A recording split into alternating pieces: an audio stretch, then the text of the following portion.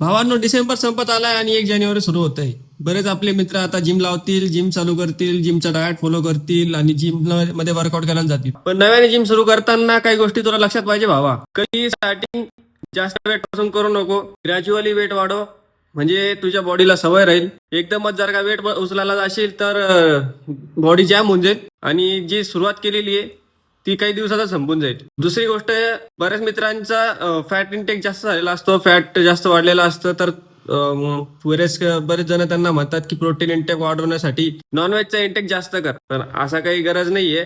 नॉनव्हेजचा intake तुम्ही एकदमच जर का वाढवला तर तुमच्या पोटामध्ये ऍसिडिकपणा जास्त वाढेल आणि ऍसिडिटी होऊन तुम्हाला पोट वगैरे दुखण्याचे प्रॉब्लेम होऊन जातील आणि मेटाबॉलिझम व्यवस्थित राहणार नाही. तर ती सुद्धा प्रोटीन इंटेक ग्रॅज्युअली वाढवा. पोटाला तुमच्या सवय नसणार. मेटाबॉलिझम तुमचं एवढं हाय नाहीये की तुम्ही एकदम 200-300 ग्राम प्रोटीन पचवू शकाल.